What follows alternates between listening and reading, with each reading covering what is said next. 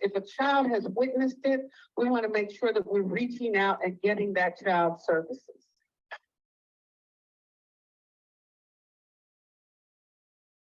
So our Family Justice Center provides resources and supportive services to families and survivors in need, which includes domestic violence and stalking, gun violence restraining orders, sexual assault and exploitation counseling, child abuse and abduction, some support, elder and dependent abuse support, human trafficking survivors, and that's at 470 27th Street. It's a very vibrant part of our organization. We have the CARES Navigation Center, which I can talk more about later. We can skip that one. In our first 6 months, people say, what has she done? I have onboarded an executive leadership team of the highest caliber. And trust me, that was no easy feat. We completed an office-wide survey and assessment of all the victim witness advocates. We hired more, resourced, diversified, and trained our victim witness advocates. We restored staffing and expanded services at the Family Justice Center. We upgraded and trained the staff on new technology. And some of the technology that was there, it had to be, people needed to be trained on how to use it. We increased the staffing in the felony trial unit. We promoted 7 diverse district attorney office inspectors. We commenced compliance with and training on the Racial Justice Act. We restored and expanded the mental health courts. We established a mental health commission. We established the reentry unit and commission. We created the Civil Rights Bureau. We created the Community Support Bureau. We realigned the Consumer Justice Bureau, and we reorganized the CARES Navigation Center, which we had to take offline, and our hope is that we're going to get that back online. It is a pre-arrest diversion opportunity for people who are in mental health crisis or who are having disputes with folks that don't necessarily require arrest, but they need some kind of intervention. Okay, our Associate Director for Community Support Bureau is Austin Brucker. He's here. I don't want anybody to go after him, but he is a seasoned community support person, and we are honored to have him and appreciate him. And that's his phone number and his email right here. Thank you. Thank you. I think I'm going to start off with one of the elephants in the room, which was the 8 juveniles that were arrested. Oh, sure, might as well get to it. And what happened? Maybe Captain Birch can talk about that a little bit. I don't know. It's here in the headlights look. And then we will go to what happened after they were arrested. Sure. So with the police department, things are we have to do this in one of those little So with the police department, things are relatively straightforward. If we get a case, if we have a crime, we're going to investigate it. We're going to leverage our resources to try to arrest suspects. Lately, we've been utilizing a lot of our special units, our operations center, our ceasefire units, and making sure that we. All right, I'm trying. Is this better? Okay. I'm going to use this cup roll to keep myself here to work. So what we do at the police department, relatively simple. A crime happens, and we deploy our resources to make arrests. In this case, with the 8 juveniles, we made arrests. As usual with our cases, we gather whatever evidence we can. Our evidence is limited to what we get. We also follow up with investigative leads to try to gather more evidence. I can't speak to the direct evidence of that case. I don't have all the details.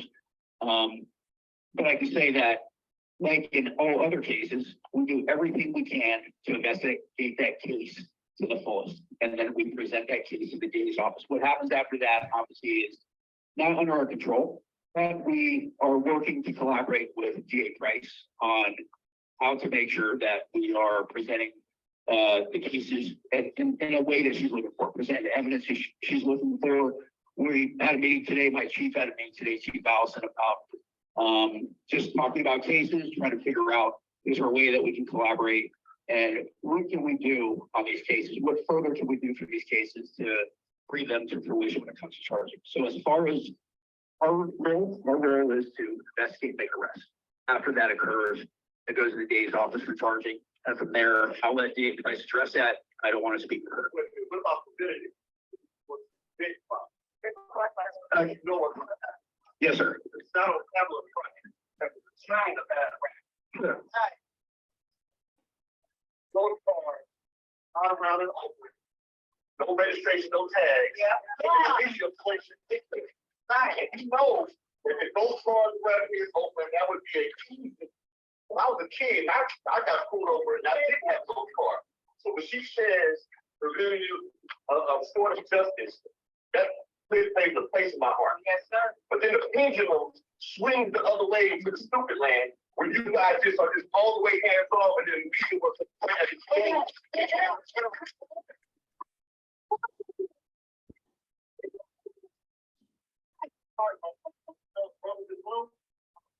so your hands high, but you gotta be doing some preventative stuff. Yes.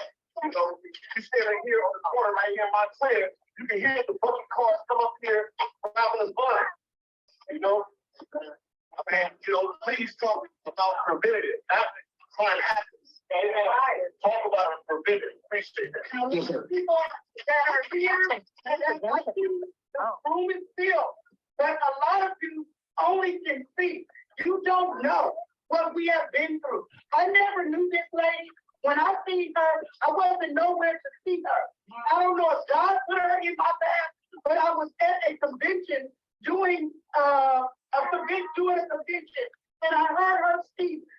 The life that I felt was something that I thought would never come for us. It was never here for us. You guys just see the outside, but you don't know what the pain and what we have been through. This lady, it's been 50,000 people that stood up, and when they stood up, they sat down. They never helped us. Before she came, the police, and I'm sorry, sir, but the police, you railroad our children, and you call them gay. Okay, we thank you very much for speaking up, and I know that is the truth to you. You know, it's a complicated thing. It's a complicated thing. So the policy in Oakland for the police department does need to be changed, and we have talked about it for a long time. We've talked about it for a long time. So. Oh, well, I want more of you to come down to City Hall. I want you to talk in front of the City Council, in front of the public safety meeting.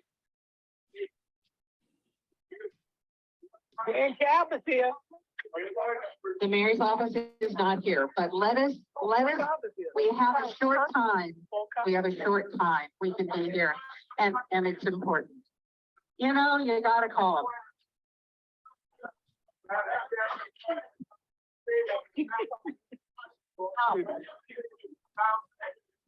One photographers to take pictures. Can you state the reasons why and does that whole fast? What is the reason? Because I see photographers taking selected photos. I represent the press as well, and I want to know what the ground rules are. All right, we asked that nobody take pictures. I can only request it. Well, there's the police. Do you know that we're going to, do you know that we, do you know what lockdown? Do you have any knowledge of that?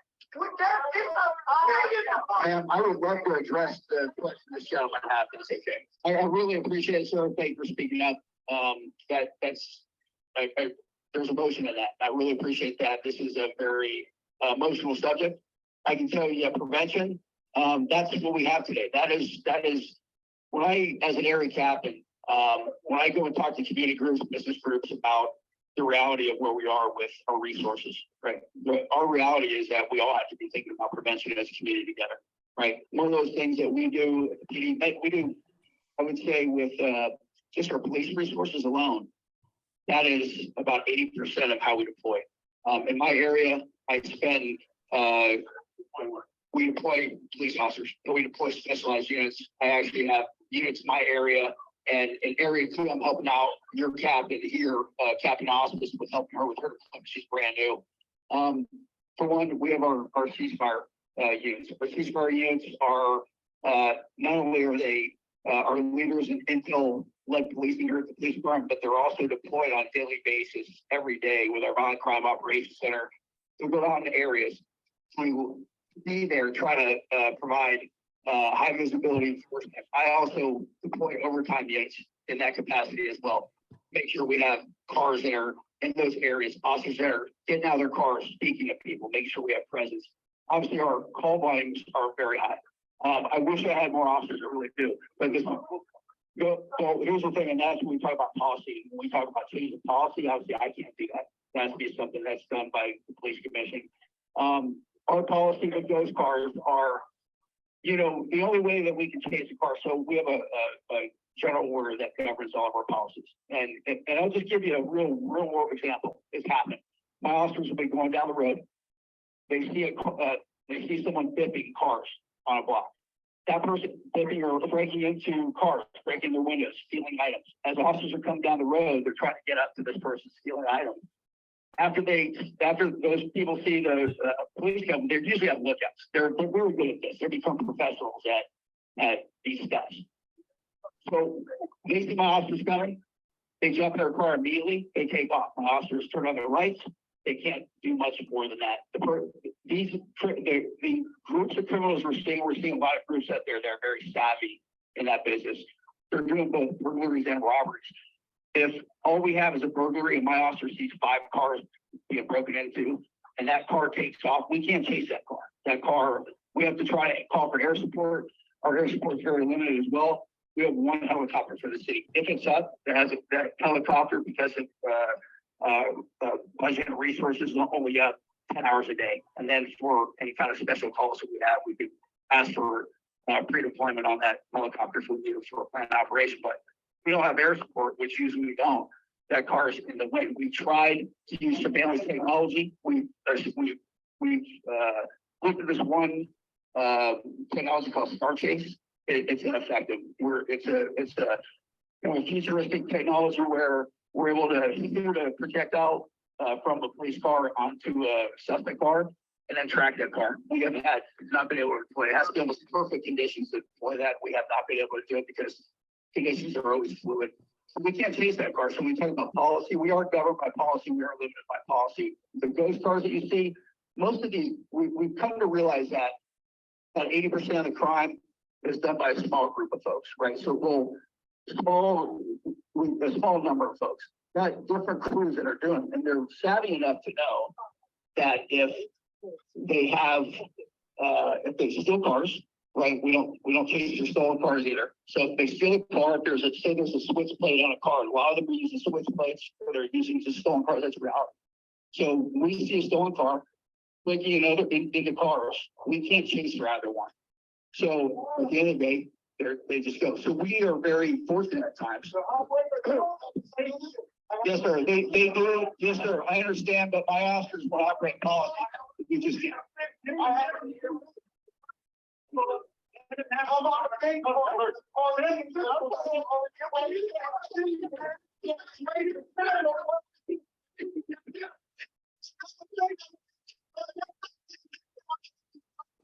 And I feel the frustration. It's just a stress. It's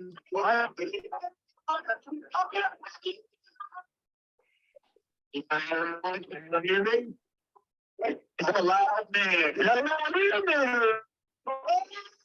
My name is Clement Pride Force. Clement Pride Force, I am the council member of the city of Emeryville. So that's why I'm going to be short, because I know this is mostly about Oakland. Right, and now we got Zuma. So I want 1 out of the 10 points and questions that is going to be presented here. Yeah, sorry, you can just mute yourself. Oh, or just turn the volume down. Yes, sir. So, technology, gotta love it. So out of that 1 out of 10 should go to Madam DA Price. And that's what's going to be my prediction. The 9 out of the 10 should be going to us as city council. Because that's how it works in terms of local government. We are accountable. We are responsible. And I'm sorry that not a lot of us are here, because honestly, some of us are cowards. But we are the ones giving instructions to the police. Yep. We are the ones who fund what happens with the police. We are the ones who should be accountable. And so I just want you to think about what you want to say and whether or not it's really directed at her or it's really directed to your actual local official who you elected to be in that office to represent you. Okay. As we were requested. There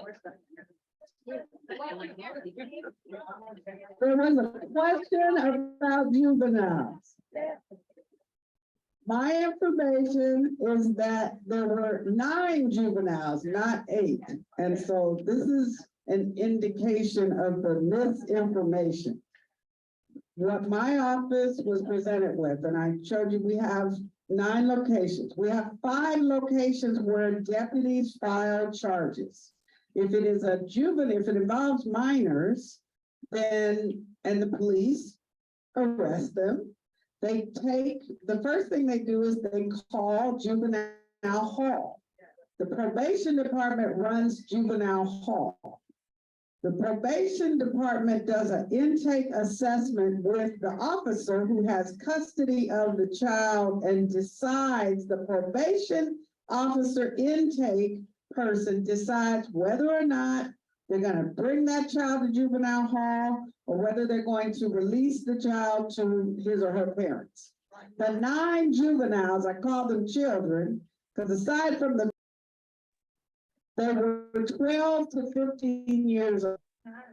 And so the 9 juveniles that the to custody, who I believe they found them in a vehicle, they checked with juvenile hall, which happens in every case. The juvenile deputy probation officer made some decisions about whether or not they should be in custody.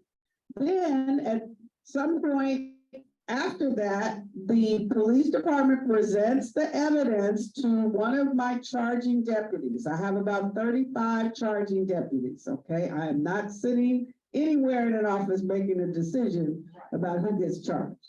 There are 35 deputies. Hey, let me finish. So in this case, it went to a very seasoned juvenile deputy who's been there for, I believe, 20 years. She's more than that because she's near retirement. And she looked at the evidence, which is what the deputies are required to do. That was in my 101 slide. They look at the evidence, they assess whether or not there's enough information there that they believe a reasonable jury, and it's not a jury, it's a judge, whether or not they believe a reasonable judge would find this person guilty of the charges beyond a reasonable doubt. And in the case of the 9 juveniles, there were 9 juveniles taken into custody. My understanding is that there were different incidents. Not all the juveniles participated in all the incidents. So sometimes there would be 4, sometimes what I heard the most was that there were 4 that got out of the van. When the officers stopped the van, or I think it wasn't even a van, I think it was a very small car, because I remember being surprised, how did they get that many people in that little car? But there were 9 of them. And so my deputy could not determine from the evidence that was presented, which of the 9 people got out of the car and attacked these victims and then got back in the car. Because for each one, it's not, there was no report that all 9 of them did anything. The report was at 4 times, at one time there was 4, another time there was 4, at different times, there were different people. And the fact is, the video evidence was not sufficient. She determined was not clear enough to identify them. And you can imagine young people doing this. They jump out of a vehicle. Well, I can because I know young people. They got masks on, they got hoodies, they jump out of the vehicle, they knock somebody down, they do what they're gonna do, then they jump up and run away. And if I'm the victim, I can't tell who they were. I can't say that I can clearly, I understand why a victim would not be able to clearly identify which of these 4 people attacked me. And that is what happened. And the deputy had made a reasonable judgment that we could not prove those cases beyond a reasonable doubt. And it's our understanding that the cases are still under investigation because that is the job of the police officers. So, and I appreciate the captain. We are not here to point fingers at the police. What is the lesson learned? I don't know. What happened after they were let go?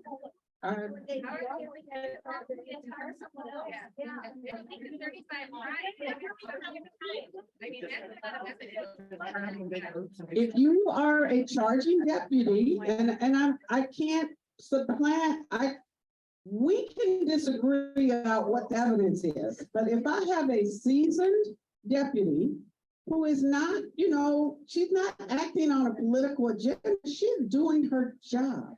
And if she's doing her job, she's following the law, then we have to support her.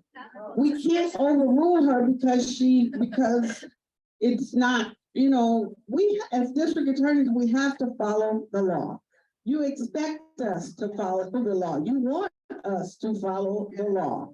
And so if there is enough evidence to prove beyond a reasonable doubt that a young person assaulted someone, then we can prosecute that person. And let me be clear, young people are not prosecuted in the sense that adults are. They go to the judge. The probation department is responsible for assessing their situation. They look at the family situation. They look at what a child has been engaged in, and they make recommendations to us and to the court about what should happen to that child.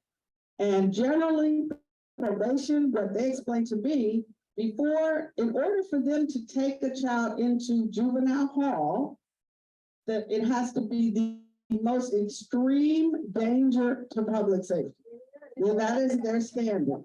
Their standard is a high standard, and there are numerous, our county is one of all counties across the state have been asked to decriminalize young people. And so our county has adopted that as a policy.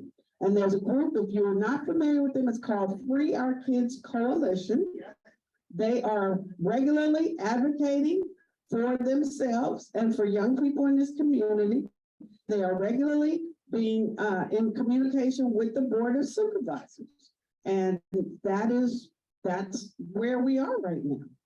Yes, ma'am. I don't know where these children are today.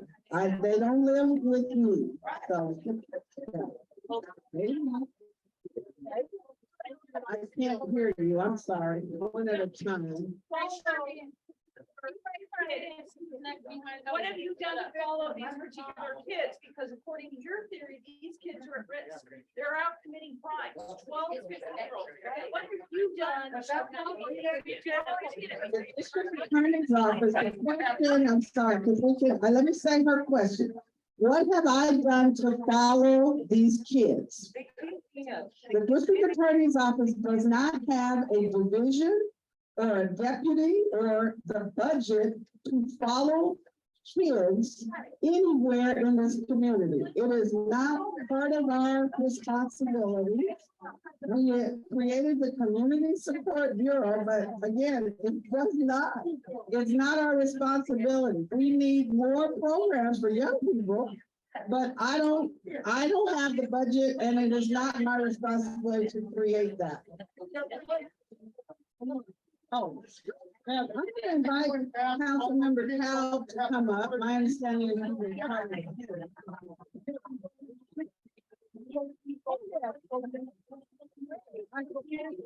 I cannot hear the question.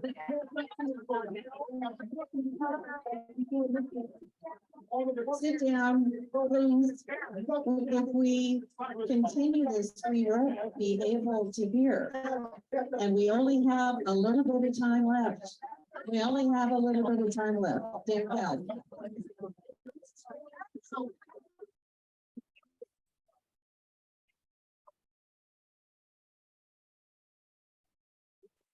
I just want to ask a question. We're not gonna be able to have any meeting so far falling out.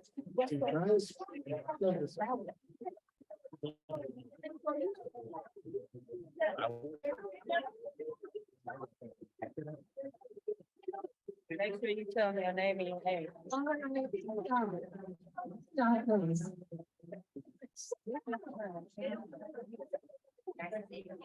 Let's get some calm here, and I don't know what your statement is, so hold on.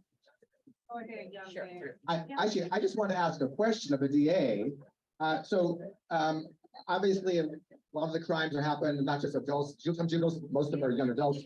But since the topic of juvenile crimes came up, can you share with us, or maybe someone from your office, what programs exist that you take advantage of, or that you direct people to, both prior to any possible trial or action in court, diversion programs, youth programs that will actually help them get away.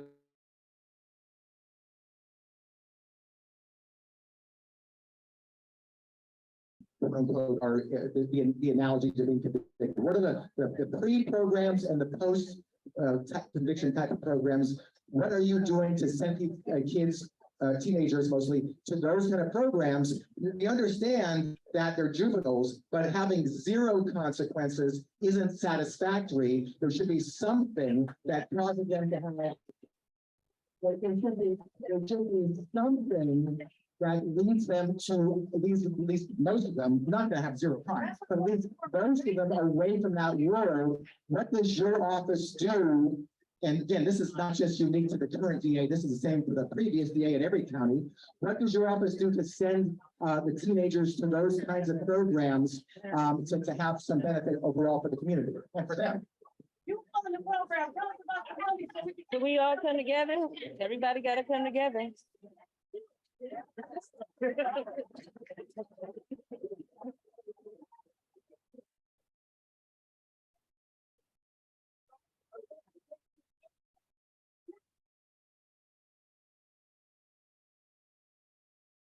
When I was elected to become your district attorney, and I took office on January 3rd, I was not made aware of any programs offered by the district attorney's office before or after a young person is arrested. And in the 6 months that I have been here, we have not created no programs for young people before or after they're arrested. The Alameda County Probation Department manages young people.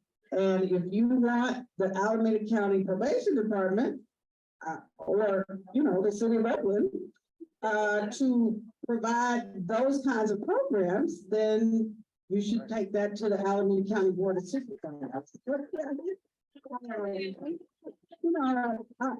I understand what you're asking, Dan, and certainly before, when I was in private practice, I spent a lot of time working with youth organizations, with young people, trying to give them jobs, the Richmond Youth Organization, the Oakland Summer Youth Program. I employed young people in my office. I went to events where young people were talking about the things that mattered to them. So, but I'm no longer in a private capacity. I am working every day, sometimes 12, 14 hours a day as the district attorney. And my job does not include doing the things that you're asking about. Right. Seventeen-year-old murderers to adult. No, we have a juvenile, Dan's Too bad, comment buddy, was you that gotta get it right. individual deputy Yeah, I DAs know. can refer kids to those programs. Individual deputy DAs work in the juvenile division. They are I won't say underpaid, but they do a lot. They have a huge caseload.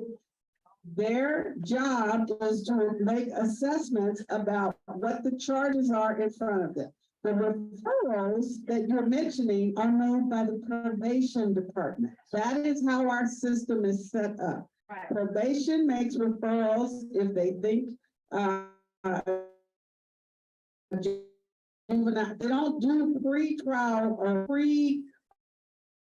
and we don't have jurisdiction over young people who are not charged with a crime. So we can't refer someone who is not charged with a crime. I want to say, I'm sorry, don't, hold on. Go to the board of supervisors, go to the city council, because we live in Oakland, we have one city council member here. There's, 7 city council members. They need to invest in young people. Let me say this, one of the, with respect to, When city council members and the mayor is not here. I cannot speak to that. What I can say, I wanted to share because there were some, yes, this lady is talking about being a victim. My understanding, we are not, with respect to the juveniles, that's one question. With respect to the victims, my office has committed to meet with and certainly provide services to anyone who is a victim. The 2 women that were identified to us as victims of these juvenile crimes will refer our victim services advocates. And I can tell you the head of the advocate division is here. So she knows what we did. She did the outreach to the victims in those particular incidents. Additionally, I asked my director of restorative justice to meet with a group of women who also felt that they, were intimidated and terrorized by this. And so we appreciated that. And my understanding is Damaris Evans, who is the head of our unit, is arranging a meeting with either 5 or 6 women who are concerned about this. And trust me, we are in the process of forming a gender justice bureau because I understand that women are vulnerable, that we are prey, that we have long been preyed upon, and that it is one thing that I can do as a district attorney to address violence against women. And we are doing that every day.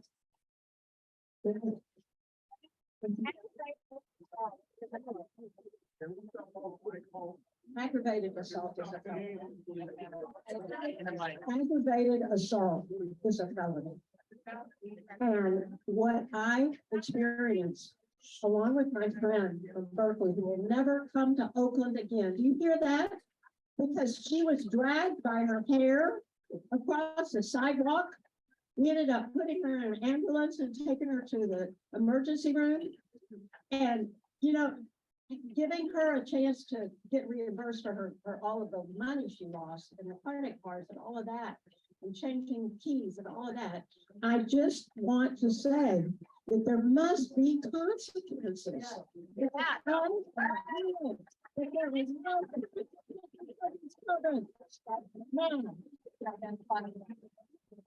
No, but we can say that these were. I know, my question was the juvenile identified? And she said no. That's the problem. That's the problem.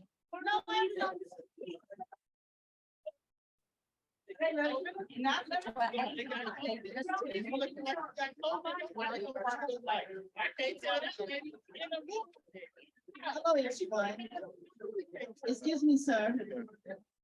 We still have to respect one another. Closer, okay. So we are not taking questions in the line. If you have a question or a comment, you need to raise your hand. We cannot have people standing in the aisle. Okay, sit down and then raise your hand. but we are not taking any questions from people who are standing in the aisle.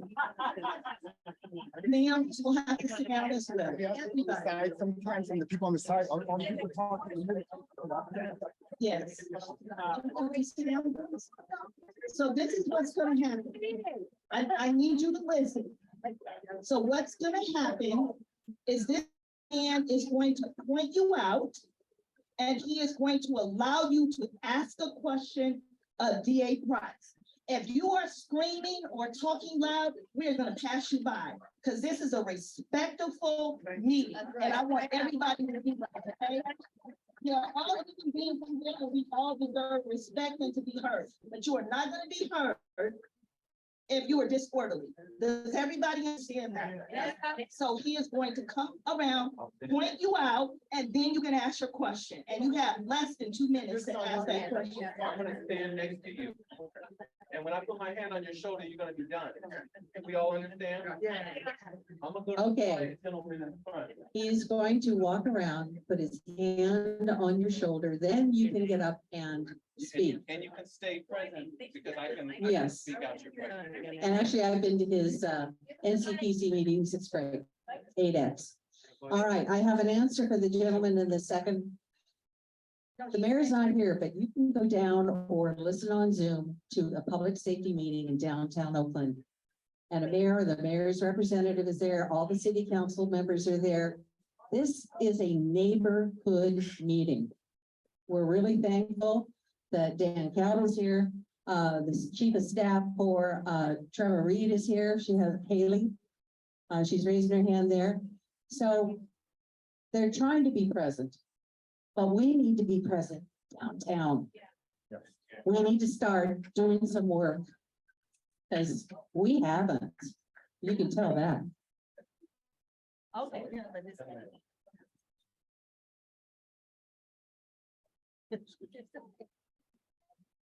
Hello, my name is Sean Jones. When I look around, I see a community filled with people who are concerned about making sure changes happen in this community. But before we can get to most of what we want to get to right now, I'd just like to say that being here has been a huge waste of time, mainly because the community failed to unionize, right? They failed to unionize. They're too busy pointing fingers right now when it takes a community to unionize. And come together, right? And tackle these problems step by step, because as we know in history, changes can't be made by just ignorance. Right. What's your question? Step. Yeah. I just want to say that community It's taking. change can't happen unless we unionize. You came here from the DA. Yes. Yes. But we don't have everybody acting with. All right.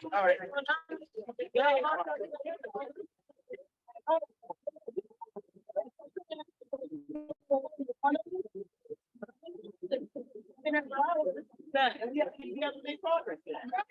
So I mean, listen, but you can't. Yeah. I support what the young man says to me, that we have to come together. It is going to take the whole community to address the issues that face us. But we have to come together with love in our hearts. We can't come together pointing fingers and shouting at each other and being angry about how somebody's not doing something or what they're doing or what do we, we really have to come together to find solutions. What I have said to each of the 14 mayors that we are meeting with, and we met with about half of them, including the mayor of Oakland. I met with her twice. I got to meet with Chief Allison today. We got to talk to, I've met with Ceasefire twice. We are not, none of us are going to be able to solve these problems by ourselves. Yes, ma'am. And he's right to the extent that it's going to take a village To raise the arm. for us to really grapple with the issues that concern us all. Everybody wants to feel safe. All of us got a story about somebody, either us personally or somebody we know who got hurt. Right. We need to do better as a community. And so we need to listen to young people a lot of the time. Okay, we're ready for a question. We don't want stories. We have a limited time, okay? Question. Thank you for letting me ask the question. This is really about, for me, a question regarding how these youth get into this position. I grew up in East New York, which is really violent, much more violent than Oakland. I know what kept me and my siblings out of prison, my parents, my teachers. So my question is, because they were masked, we figured out who they were though when the mask came off. I assume they weren't in court or in probation with masks. My question is, what happens then? Because they're going home to parents, guardians, or someone if they're unemancipated. Right. So that's my question is, how do we stop this hamster wheel of crime? Because that's really the question, you know.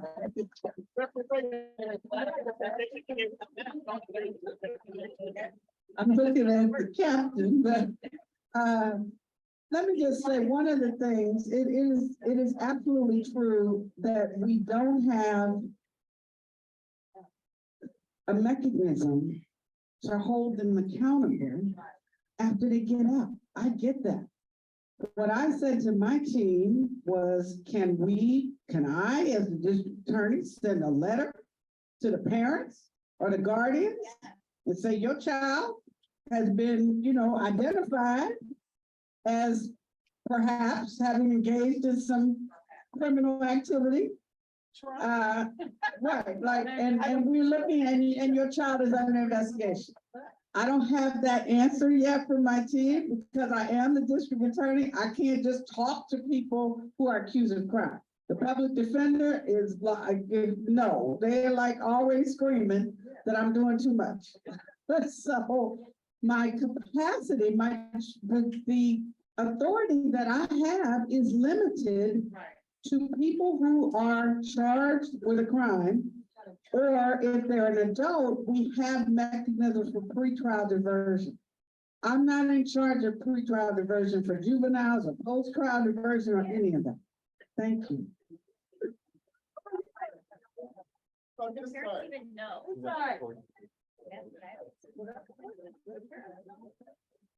Ma'am? Dear Christ. Can everyone hear me? I'm a victim of carjacking up in the Oakland Hills on July 1st at 10 a.m. in the morning. I was pulled out of my car at gunpoint and deposited in the middle of the street. They took my bag, they took everything. This is 10 o'clock in the morning up here in Oakland. Dear Price, I voted for you, and today I ask you, I don't feel safe here. I am an immigrant in this country, but I've lived here for 20 years, right around these neighborhoods. And I'm shaking while I say this, but I'm asking of you, and I'm asking you, Officer Burke, what are we doing to prevent this? How are these people with impunity and brazenness doing this in broad? It shouldn't happen at any time of the day. For them to stop me while I'm driving and pull me out of the car at gunpoint, what are we doing to address this? And how do we solve it? Nobody is doing it.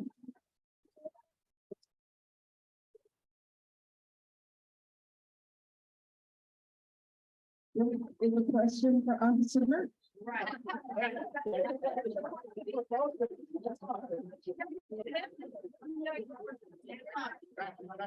This is interesting that you brought this up, ma'am.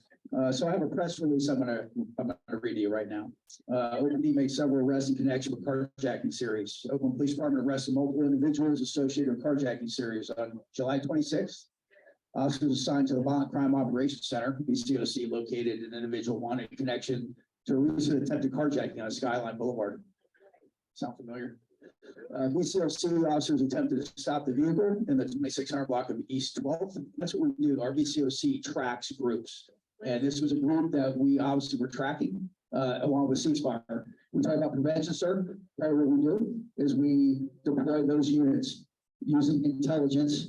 I can't speak to that intelligence, but certain technologies and certain intelligence to try to get up on these groups to figure out what they're doing. Now, there's more groups today than there have been in a long time. So it's very hard for us with our current resources to track all of them, but I'm going to continue with this story. So due to the phenomenal assistance of OPD's helicopter, Argus, thankfully they were up at this time. The vehicle was followed to the city of San Leandro. 3 occupants of the vehicle fled on foot. However, they were safely taken in custody by VCOC officers. Due to the phenomenal collaboration and coordination of OPD's Criminal Investigation Division, VCOC Intelligence Unit, and Patrol Division, 3 individuals were arrested, 2 male, 1 juvenile, all of Oakland. Investigators have connected all 3 individuals to multiple armed carjackings in the following areas: Tompkins Avenue neighborhood, Crestmont neighborhood, Sequoia Heights neighborhood, Piedmont Avenue Southeast neighborhood, and Skyline Hillcrest Estates neighborhood. Multiple search warrants have been executed in relation to the individuals in this case. This is an ongoing investigation. The background of the 2 cases. That's not her case. Okay, you sure? Because I can say the overview, so 2 cases were the background. So 2 cases, hold on, 2 cases.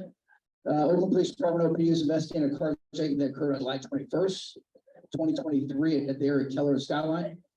No, an Oakland Police Department is investigating a robbery and carjacking that occurred July 23rd, 9 p.m., 12/100. Okay. I thought it was the 21st, but here's it. Okay. Okay, hopefully, ma'am, with this work, with these now bigger in groups, hopefully we are able to glean some information about your case. That's hopeful. So just regardless, this is an example of what I hear almost every week. It's almost every other day. We're out there constantly looking. We're using technologies. Well, I'm hoping we're going to find the suspects in your case. Just so you show OPD is not asleep.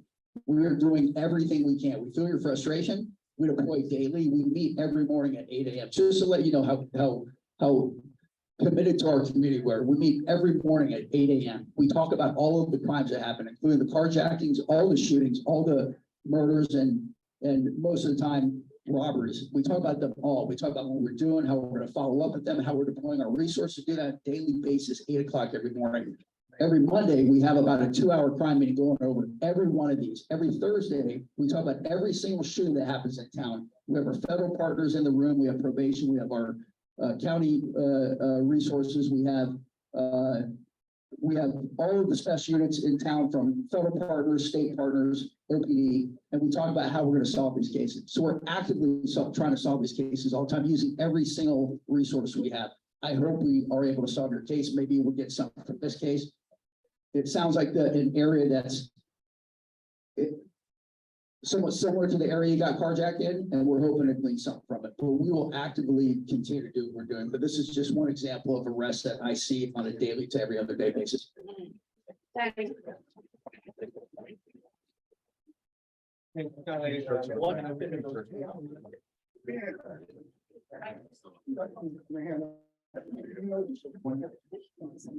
Hi, everyone. I'm Shakira. I am Oakland native. I grew up here. I'm also on the Kono district. I am a business owner and a resident in Temescal districts. You'll be hearing from me soon. I want to say real quick, as a board member, we don't have enough seats filled. So all of you are in different boards. You can be on committees. You can show up. I'm the only person that looks like me in most of these meetings. As a millennial, I want to just say most of y'all in this room are like my parents' age, and I'm really, really disappointed in you guys. The way that you are talking to each other in a church, this is a sacred building, and y'all are acting like we're outside.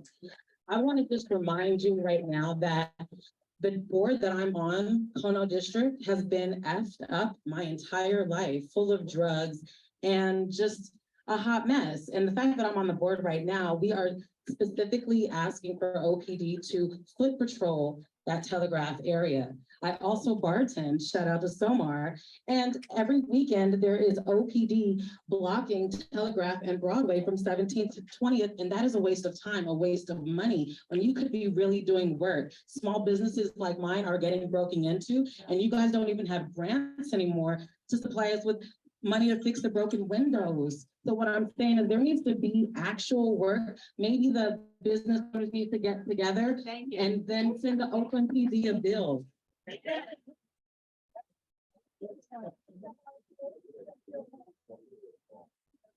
You know, we have to get involved. You know, it's the police, we cannot police our way out of this. We cannot put enough people in jail to get through this. We have to take care of the youth.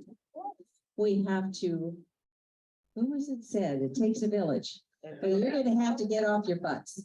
You know, I've lived here long enough and I haven't seen any changes other than tonight. I just like to say something really quick about that. So. And I appreciate your comments. I will say that we can talk afterwards about my shutdowns. Those are my shutdowns, and they will have had a dramatic impact on crime action for me. So they've actually done a wonderful job. I had 4 murders at the beginning of last year, multiple shootings. Since then, I've had no murders, and my shootings have been almost none. So they have had a dramatic impact. But I do hear what you're saying. So I do believe that business owners and folks that manage businesses in those areas are impacted. And for me, what I'm doing in area 1, I'm trying to push to area 2. I'm working with a business improvement district for uptown, downtown, have an ambassador group, and I'm taking their ambassador group and I'm looking at crime data. We're looking at it together and I'm overlaying my crime data with theirs and ensure that we're all matching up, tracking the same thing. And what I'm able to do with their ambassador programs is be able to deploy in areas where there's less violent crime happening. So we have eyes on the street, we have witnesses, we have people who can provide somewhat of a uniform presence of the way the ambassadors are out there. That leaves me the ability to take my uniform officers and deploy them to areas where violence is happening. I've been doing that in area 1 very effectively. My numbers are very good. Right now, area 1 is looking very good. I'm trying to push it to this area by helping the new captain. I have a lot of great ideas. I'm working with the bid. I'm trying to work with the Kono district bid as well. I've spoken to, I believe, the administrator for the Kono, the director of the Kono bid, had a great conversation, and there's some technologies I want to deploy up there as well that I've deployed uptown and downtown a bit. Very critical and very pivotal in helping to solve crimes.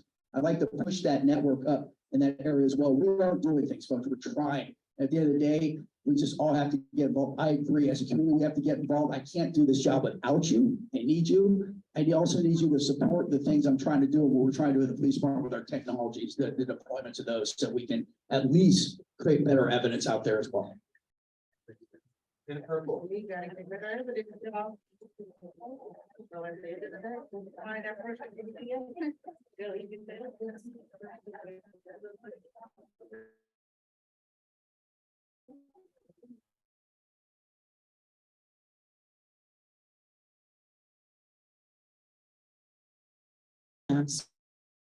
By the residents of E13Y. Can I do that? Maybe you can do one of those and then also take a question from the floor.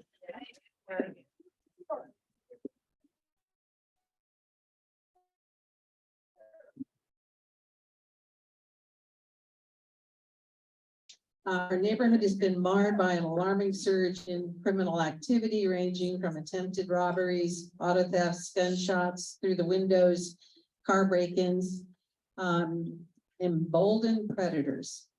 On the instance, I have needed to call OPD several times over the past 2 years, specifically including an instance of potential child endangerment. The phones are busy. I guess you need 911. And I put on a hold for 30 minutes. What is being done to increase the police force numbers and also the money issue? Imagine issues that we do not support our law enforcement agencies. So 911 operators.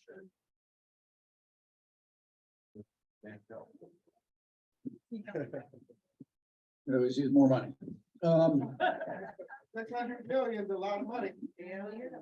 So to address the dispatch issue, and I know that that is something that we looked at. I know that the grand jury looked at as well. There's a grand jury report that we are reviewing right now, reviewing their suggestions, and we're looking at a lot of their suggestions very seriously. Just to give you an update with dispatch, I anticipate we might talk about dispatch tonight because I know that's been a pain point. We're right now, fortunately, we are budgeted overstaffed at dispatch by 10. We've been down, I think, 15 positions. We're trying to fill those 15 positions right now. And then we're budgeted to go 10 more. So we're hoping to get 25. We're actively recruiting. We have dispatchers in academy. We have dispatchers in our training programs. I did look at our call data. Most of those delays are on our non-emergency line. Our 911 line is not perfect. Of course, you know, with cell phones, 911 usually goes to CHP and then to us. So there's a delay there. Do I think that's a systematic problem? Yeah, I do. I think that is there a way to route it smartly? I wish that we'd figure that out as a nation, right? No. To the bathroom. Oh, no, no, she was, please, can I just keep it moving on this? I want to give you this information. We, just so you know, we took almost 1 million calls or so this year. We're one of the busiest police departments in the entire nation. Of those calls, we fielded about 30% of those. The other 70% were calls that we usually don't field. They're either repeat calls or they're calls for fire, they're calls for medical, they're calls for things that I think the programs like Macro would be doing, right? So we have to triage those calls when they come in. So what we're trying to do actively now is we're trying to actually look and speak to these other city agencies, OFD, EMT, the EMTs, whoever we use now, Falk, and then Macro. We're trying to figure out a way that we can get direct contact so they can take those calls, right? Because our phone lines are being, out of 1 million calls, 70% of those aren't even PD related, right? So at the end of the day, that's a lot of calls to filter through. And if we can loosen up our dispatchers in creative ways, such as have those calls be routed smartly to those individual city units, that we like to do that. So we're working on that. We're actively working on things like this. At the end of the day, we have revamped our training program to make sure our dispatchers are receiving gold standard training. So we're rolling them out, but we're rolling them out maybe a little bit slower right now, but we're working at full capacity to try to do that. So right now we are short, but we're working up, but just hopefully to ease your mind a bit, 911 calls are the least impacted of our calls. Most of our calls that have delays are the ones that are non-emergency. We are looking, grand jury had 7 findings, and made 12 recommendations. We are actively reviewing those right now. We actually have had a meeting about that this week, so we are looking into that. So thank you for asking that question. Very important. Okay,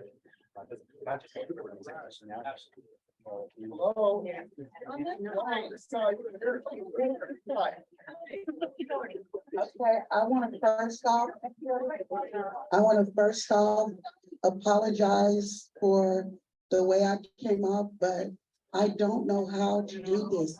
I've never wanted to have, because I never felt like it would help or anything, or I had a chance at, getting something done or something being done right. Now that we have this lady, Madam Price, in office, it makes me want to look, it makes me want to try to understand how this go, and maybe some righteousness is come. I've never wanted to look. It was just too confusing, and I never felt like there was a chance in the world to see me and who he was until this lady came. I want to now, and I don't know, I never did this before, so I know I may have shouted out, I may have said some things, and just with rage, because I don't know how. And you make me want to learn how to do this. You make me want to learn. And because I feel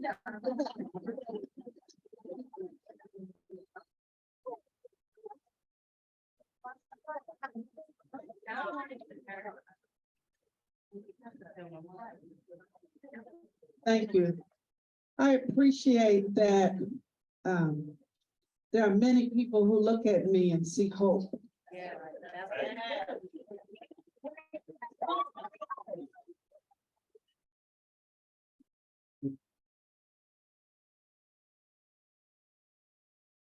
One of my goals is that I will give young people hope. Yeah.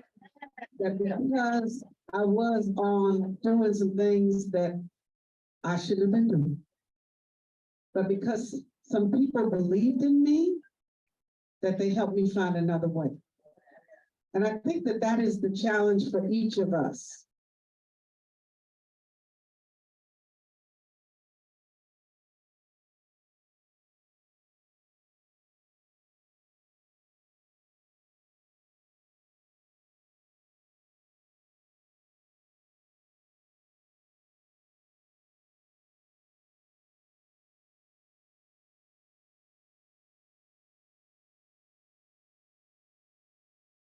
I think they are done. Wrong.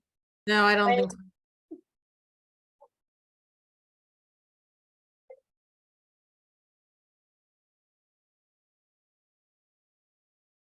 Did we just lose the feed? That was the biggest.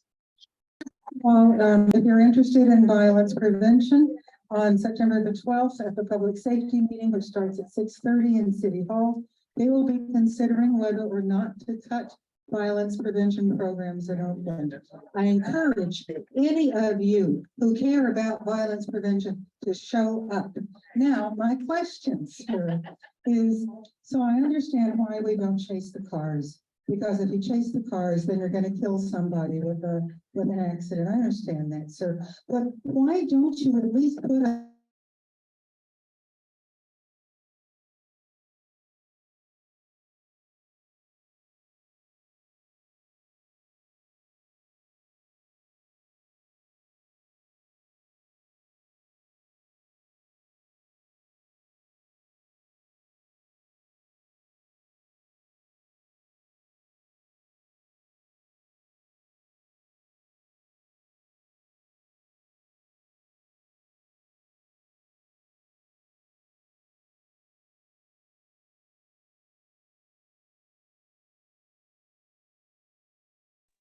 make the block, and when they come back, there's two cars that are broken into. Okay, that happens that fast. So the other day, the criminals have become very savvy. They can knock these things out. They can knock 2 or 3 cars out in 30 seconds. And then they're moving. They're always looking for us. They're masked up. There's definitely some issues with masking and some of the things that we're seeing out there with trends, because they know that's how you get away with it. We use stolen cars. We don't have a technology that deploys a roadblock like that. I mean, we are looking at certain traffic environmental things that we can do through Oakland DOT or Department of Transportation, and maybe throw up some temporary barriers to confuse an area. But that will take some engineering, that will take some research, because once you impact it that way, you might impact in an unintended way. So we have to do all the research. Now, at the end of the day, we are actively collaborating with DOT on looking at some of these calming measures that we call them for certain areas. But right now, we don't have a technology that would just deploy a barrier immediately. There's things we call stop sticks, and we can use those, and we have, but those are usually done in very not crimes of opportunity, but operations that we are actively surveilling. These crimes are, just to give you just raw numbers. I mean, I was looking at our burglary numbers. It's staggering. Our burglaries are up by 40% in total. This is not an Oakland area. This is not an Oakland only problem. It's right. It's a national problem. The Bay Area has a very large problem when it comes to burglaries, but we're already at over 10,000 burglaries for the year. And we're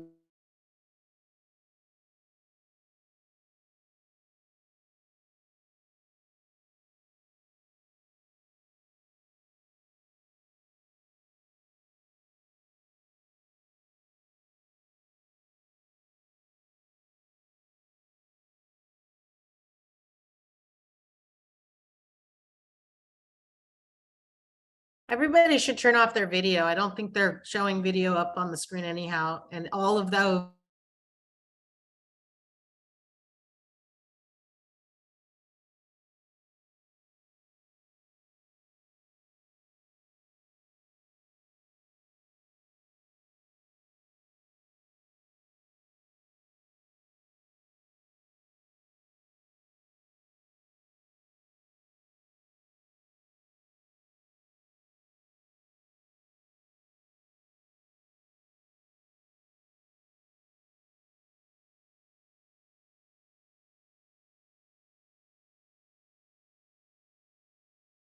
Everybody. Oh, are we still meeting? Oh.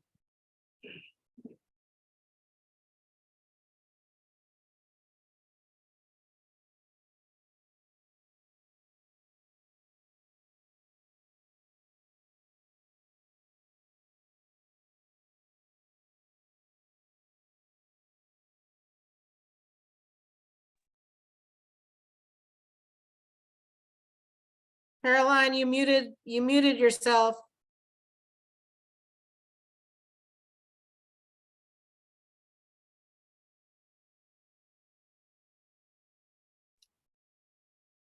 We lost video again. Put away and come back. She's still here. She's just muted. I see the video.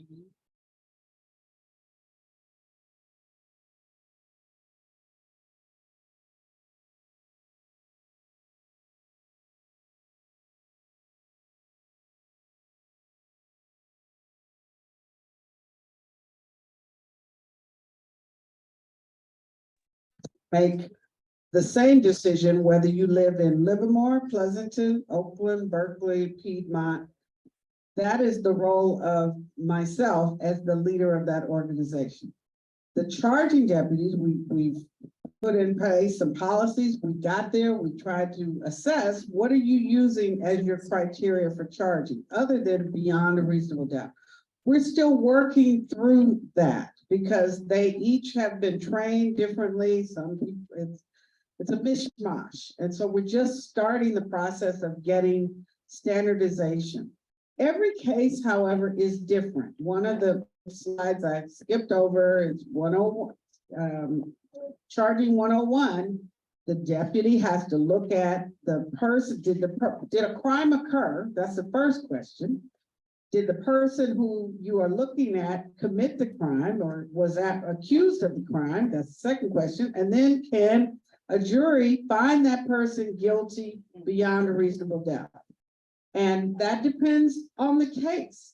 I will tell you today, my chief deputy and I were asked to look at a case, and I can only look at cases when the deputies ask me to. And as the captain pointed out, we look at 40,000 cases approximately on average a year. A DA cannot look at 40,000 cases. A DA cannot look at every deputy, what every deputy across this county is doing. It takes place in 5 different locations every day. We are charging people. Today, we were asked to look at a case where a gentleman was accused of 4 robberies. And we were excited about this because we could see that there was evidence. And what the charging deputy said to us, I can charge him with counts 1 and 4 because I believe we have enough evidence to prove that beyond a reasonable doubt. I don't think we can charge counts 2 and 3 because there is not enough evidence that a jury would convict him beyond a reasonable doubt. So that is always the test in every case. And you have to look at the evidence that is being presented by the police, whether that's DNA evidence, whether it's video evidence. And one thing I wanted to follow up on, and let me say this, we all look at television and think this is how crime goes, okay? It's not like television. The crimes don't get solved like anything we see on television, okay? These officers have to work hard to really get the evidence. But one thing that I will say that he positive for me as a suggestion, because I was a small business owner and I couldn't afford to have a camera outside of my building. If I were still a small business owner in this rash epidemic of crime, I would be asking my city council to provide subsidies for me so I can have bigger, better cameras. I'm just saying, okay?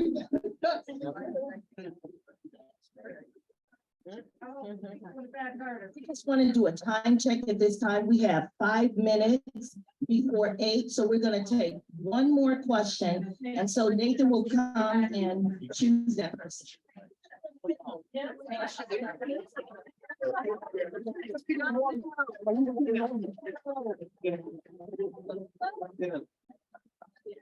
Sit down. We all know who you are, brother. Sit down. No, sit down. You can't do that. You're only talking. Sit down, brother. We set the rules. I'm here to speak. Sit down, brother. I got the right to speak. Yes. I got the right to speak too. See, I didn't know, because I'm here. No, brother. Don't put your hands on me again. Okay, all right, guys, let's diffuse it. All right, let's I'm calm here down. on the price of the gas. I'm saying-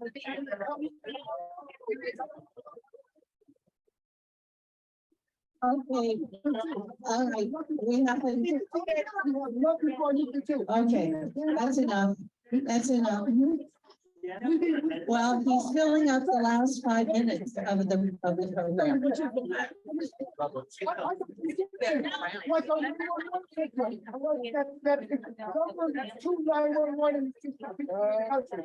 so slow, but the second one is Richmond district. Richmond, it's in Richmond, it has a slow 911, which causes what? More homicide. If you have a slow 911, you get more homicide. Yeah.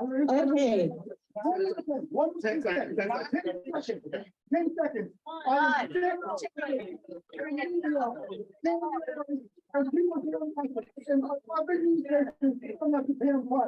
find you discriminatory.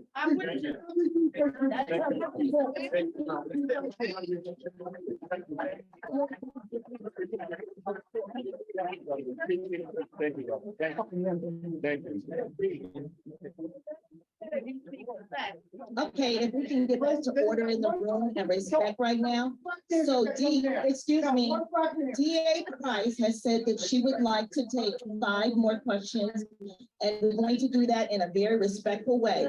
When Nathan comes and calls you, you will be able to come up to the microphone. Question. Thank you, DA Price. I think it's been clear that the police have very limited ability to do anything about crime, and they definitely don't do a lot to prevent crime. So I want to talk about what you all can do. So the original intent of sentence enhancements was to deter crime, but study after study has failed to find any evidence that this has worked. Enhancements do not deter individuals from committing future crimes, do not reduce recidivism, and do not increase public safety. So your office did put out a policy, and I want to know, what is your office hoping to accomplish by limiting the use of sentence enhancements?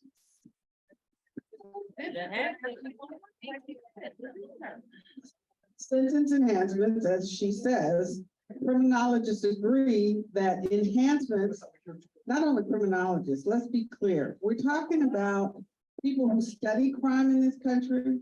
We're talking about our state legislature, and we're talking about the residents of Alameda County. Studies have shown that adding sentence enhancements often increases recidivism, that it is racially biased and applied in a racially biased way, and that it costs us taxpayers huge amounts of money. So in 2011, under the direction of the federal judge, the state of California was ordered to reduce the prison population. In 2012, we were asked as residents of Alameda County, as across the whole state, the state was asked to vote on Proposition 36. Over 75% of us who live here voted in favor of Proposition 36 to reduce and eliminate 3 strikes. That was the first step. In 2013, over 70% of us voted in favor of Proposition 47 to reduce the harsh sentences, long sentences, and felony charges. In 2016, over 70% of us voted, 2018, over 70% of us voted in favor of Proposition 57 to stop charging juveniles as adults. We voted consistent with the direction of the California legislature, which has passed law after law after law, and as lawyers, we have to follow the law. The commission in 2017 issued a report that was set up by Governor Newsom to look for the first time in decades at our sentencing structure. And they recommended that we stop using enhancements the way that we have done it consistently for the 3 reasons that I said at the beginning. Number 1, it's costing us a lot of money. And think about that. When we incarcerate, so an enhancement adds 25, an enhancement can add 5, 10, 15, 25 years to any sentence. So if I charge you with a robbery, let's take the case, the young man in Pleasanton, he was killed by a woman. She is charged with homicide. That carries 25 years to life. The request of certain people is that we add an enhancement that will add another 25 years to life, okay? By the time, if we continue to do that for everyone, just automatically, by the time that person is released from prison, because these folks are going to be released from prison, we're going to take care of them. Yes. Because they won't be eligible for Social Security. They probably won't have family. They're gonna be either on the street, they're gonna be on public assistance. We're buying people when we use enhancements without regard to whether it fits the crime or not, okay? There's another case that we were asked to prosecute, it may be in the news, I think it is in the news. Young man robbed 2 women, violent assault, outrageous behavior, totally unacceptable. We are not having it, okay? We charged him with a robbery charge and an enhancement. He's facing 13 years. And some more time because he's on parole. There are some people in that community that say I should charge him, this is his second offense, that I should charge him with a 50 enhancement. One enhancement carries 50 years, another enhancement to carry or 25 years, total enhancements 50 years. So 50 plus 13 is 63 years. I'm being asked to incarcerate this person. When he comes home, we are going to take care of it. So my office is in the process under the mandate of California legislature of resentencing people that have been incarcerated for 40, 50 years. If I am trying to do that because the legislature says this is what I have to do, why would I contribute to the problem on the front end if I'm trying to fix it on the back end? That doesn't make any sense to me.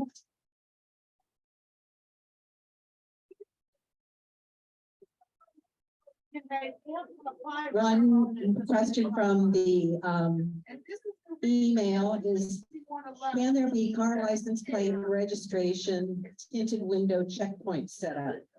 My understanding is the city of Oakland does not allow our police force to pull over cars for violations for illegally tinted windows and overdue license registration. This is of a concern because it seems like there's a lot of tinted windows that are being used in some of these. Good question. City Council again.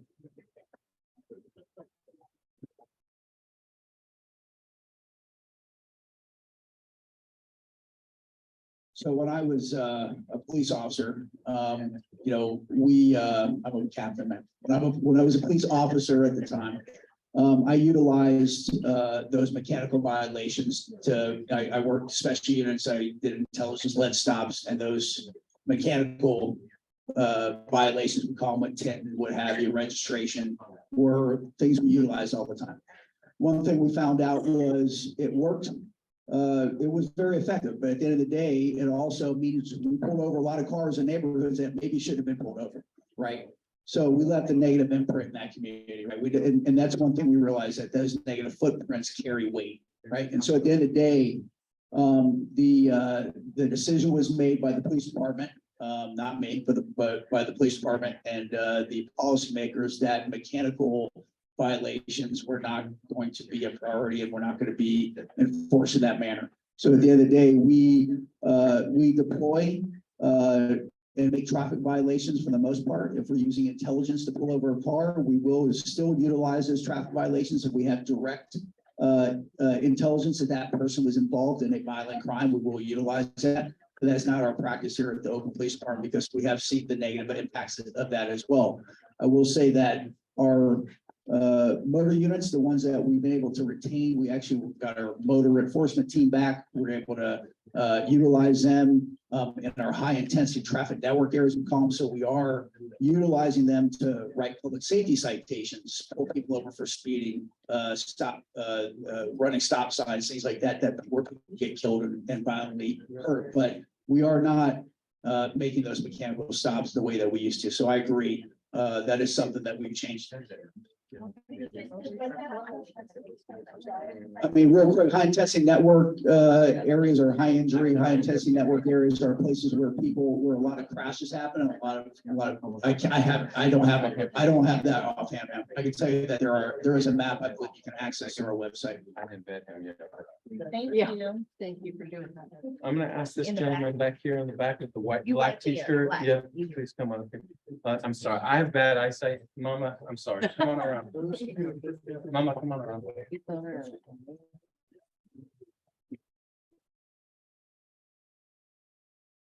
Thank you, thank you.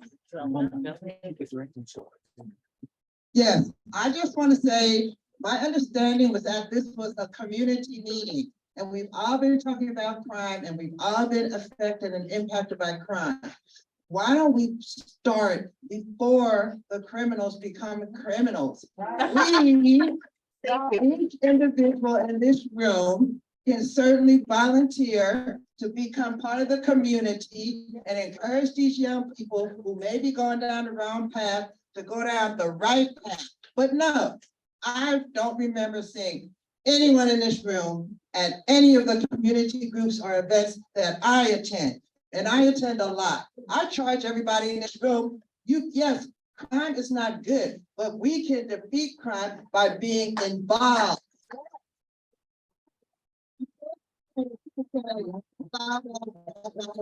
What you gonna do? What you gonna do?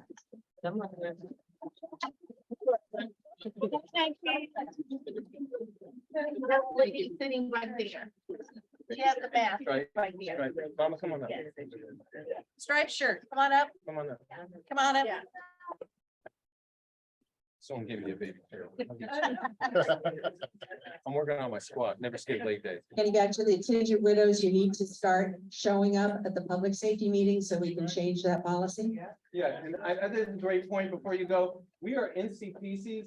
There are 7 city council members, but there's 7 NCPCs and each 49 in total. You guys can come to your NCPC, meet your captain, meet your officers, and get the safety that you want because you know them on a first name basis. You have their number. Call them on their cell phone, not 911. All right, good.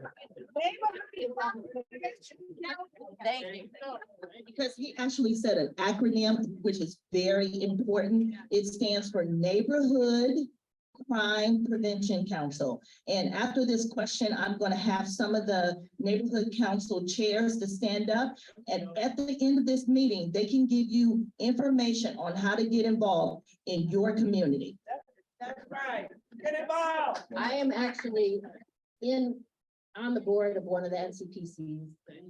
I'm involved. I volunteer at an East Oakland elementary school doing literacy. But What's your question? my question is, why is it that these 12 to 15-year-olds are so much smarter than the Oakland Police Department? They're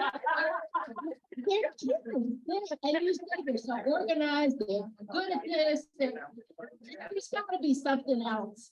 And the other question I have for DA Price is, I know that Oakland has had a history of overcharging kids, incarcerated kids, but I think that the problem is, it seems like it's gone the other direction, that now the kids know, well, nothing's gonna happen, so I can just do whatever I want.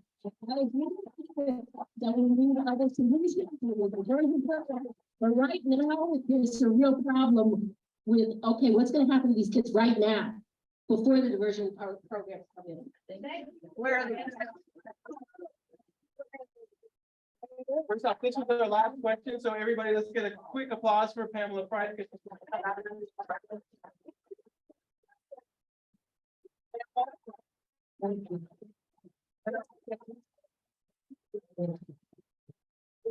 So I think the question was similar to what I answered earlier, is what's gonna happen to these kids, right? No.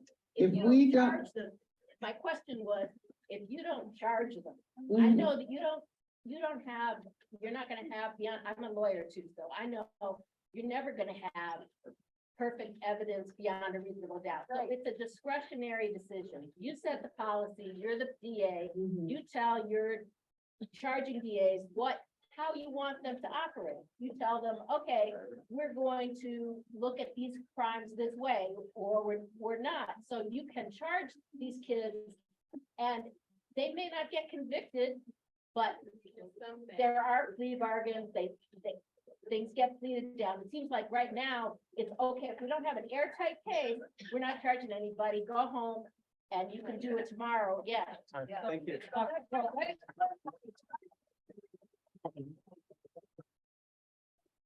So you're asking me, am I gonna prosecute people who I don't believe I can prove are guilty of a crime? No, that's not what I'm saying. So you're asking me to charge someone that I don't believe I can prove is guilty beyond a reasonable doubt because that standard is too high. You're a lawyer, so let's, okay, so say it again. Okay, say it again, because I'm not understanding as a lawyer, one lawyer to another, I'm not near what you asking me. Yeah, there is never going to be an airtight case that you can 100% be certain that they're going to get convicted beyond a reasonable doubt. Juries do whatever they want. Juries are unpredictable. Judges are unpredictable. You know, you're never going to have that standard that I know for sure that's going to happen.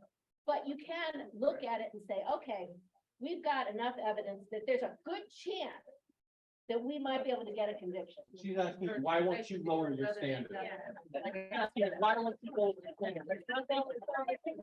I think Berkeley has it. Why won't I lower my standard? Because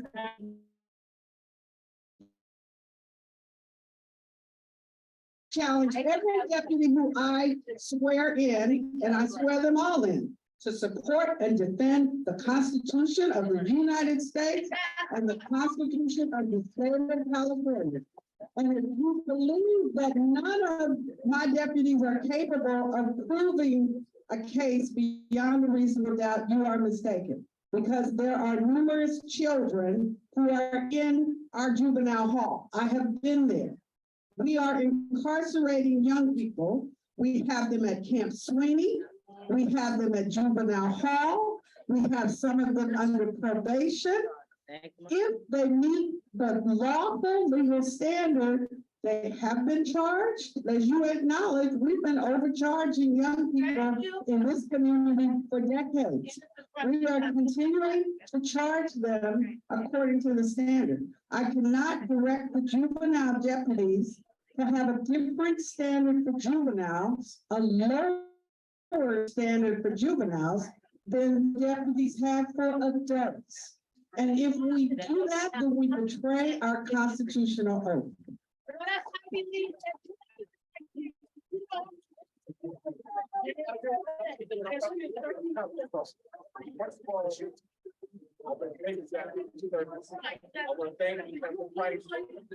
Ordering a room again. After the meeting, you've been disrupted. You're being disrupted right now. Her wish list and then city council wish list. Okay, so we'd like to thank everyone for coming this evening, but we would be remiss to see if Councilman Dan Cap would have something to say. He is the council member of District 1. I just want to say, because there were a lot of questions I heard throughout the evening about the violence prevention programs, or what might be called diversion programs. And the city of Oakland, they happen at the recidivism, work to reduce recidivism or divert offenders or alleged offenders, happen at the state level, county level, and city level. Right, at the state level, what we need to do is fund rehabilitation programs in our state prisons. That, more than anything else, will reduce recidivism. San Quentin is a good example. All the other state prisons are poor examples. 2, at the county level, you're right. The DA is correct. The probation department is the primary location where offenders, adult or juvenile, get kind of moved over to some kind of a county-related agency or NGO that's contracted with the county. At the city level, I'm being very clear here. At the city level, we fund in different ways. We fund violence prevention programs. We doubled that budget 2 years ago. We have our Measure Z public safety measure that was passed several years ago, and like 9 million or so per year goes to NGOs that work to help kids and adults kind of move out of the violence. We have ceasefire program when the city council repeatedly has said ceasefire and our criminal investigations division are the two key parts of OPD. They're all the two key parts of OPD that should not be cut, should not be reduced. They should be fully staffed to the extent possible. We also have our children, Oakland Fund for Children and Youth, which also funds to some extent youth programs that can move some kids out of potentially prevention ever going into crime. These are all things that Oakland does given our size and our budget. We probably do more of those programs, not enough, but more than most other cities our size, but it's not nearly enough. It is not nearly enough. We need more state funding, more county cooperation. There's a lot more to do to help with 911 dispatch, which I'm working on personally, and to get more violence prevention and diversion type programs engaged at the city and county level. Pamela's right. Talk to your county supervisor, talk to whoever you can talk to at the county level. And it's not a setup, but in addition to all of us, the city council and the mayor. City and county, talk to us both, lobby us both. We're both city and county together are part of the solution, not just one or the other. Right.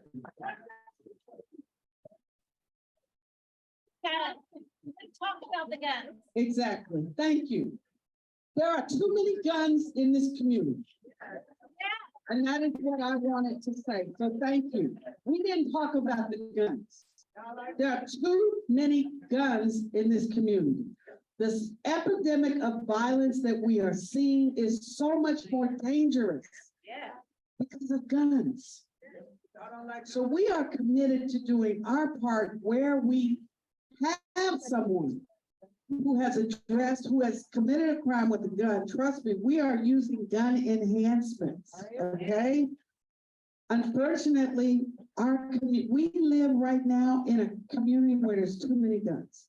And I am talking to district attorneys in Chicago, in Atlanta, in places where gun violence has just decimated communities, so that we can find a solution for that. We are emphasizing gun violence restraining orders. If you know someone who has a mental health crisis, mental health challenges, who is engaged in domestic violence, we will support you to get a gun violence restraining order so we can get guns out of the hands of people who should not have them. Alameda County, like much of California, has been overridden with ghost guns.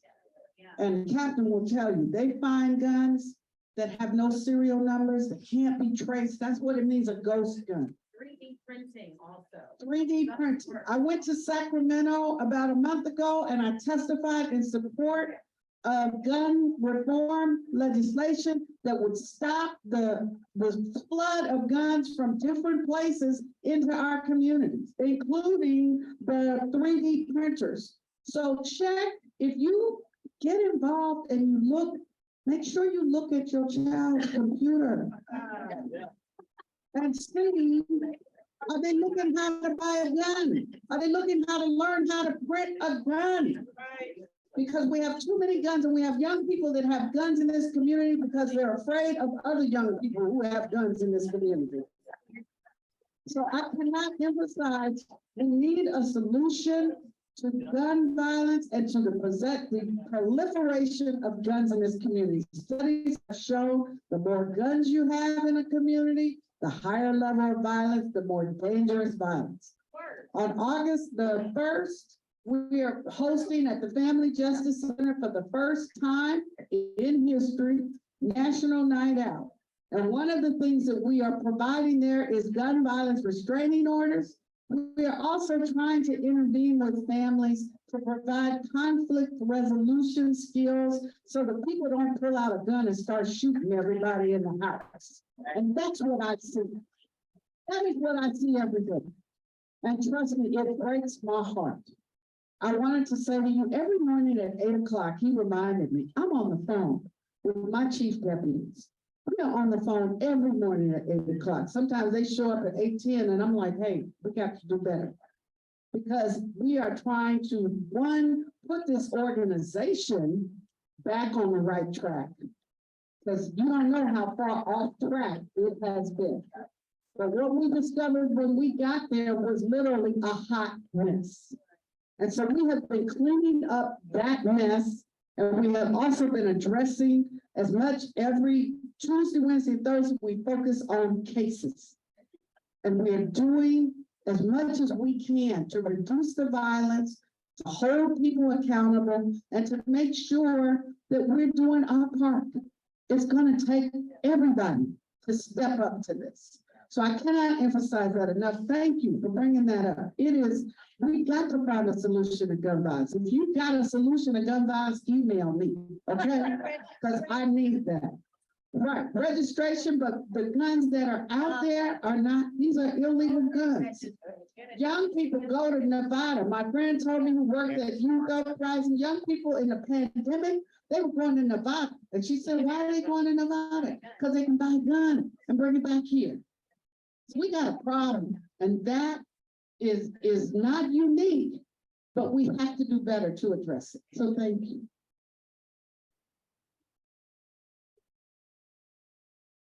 Accountability. We want our electeds to be held accountable. We want the police to be held accountable. We want Pamela Price to be held accountable. But what about you? What about you? So I want you to really think about that. If you know somebody, some young person, if there's some young person that has a gun, talk to their parents. Or are you the parent? So who's the parent in that family? Also, North Hills Community Association is going to be holding, if you want, a security camera meeting in August, on August 24th.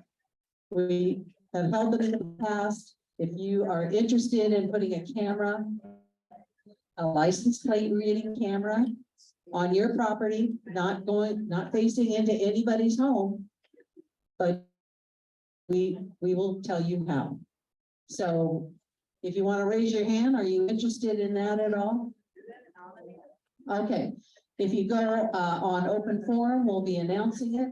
Go to www.northhillscommunity.org, and then you can sign up on open forum. And we put out on that bulletin board information about safety, security, wildfire, and gardens. Okay. And thank you for coming tonight. Here's Angela. So I would like to acknowledge our Neighborhood Crime Prevention Council residents that are here. These are the community organizers that are in your community. And this is where you want to activate. You want to start within your community and then broaden out. So at this time, I'd like Adams Point to give a wave. Adams Point, very good. Yeah. And we'd also like to thank Oakland Neighbors is in the house. Where's Oakland Neighbors in the house? We also have Rock Ridge here. We have Jack London, that's here. Well, they were here. She back there in the back, okay. And we have Montclair, that's here in the house. Neighbors, I don't know if they're still here. Piedmont Pines? Piedmont Pines? Very good. Am I missing anyone? Is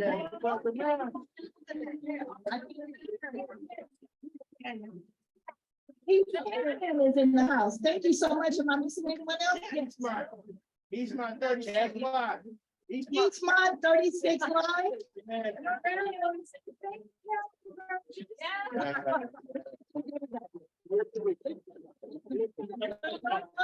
Where are you from? Originally from California, but I just care about the community. Okay, thank you. Okay, and now we would like to thank all of our wonderful guests here this evening. We want to thank Captain Birch. Captain Birch and OPD for having their staff here this evening. We really appreciate that. And next, we want to definitely thank DA Pamela Wood.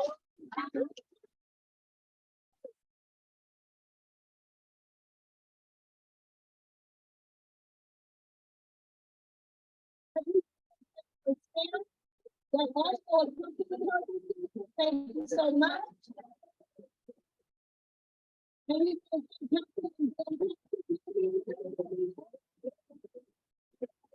And second to the back somewhere, I don't see him, but he, okay, wait, Sam. Oh, Emeryville. There you go, okay. Emeryville is here as well. And there's a whole sale around the come here today for being so patient.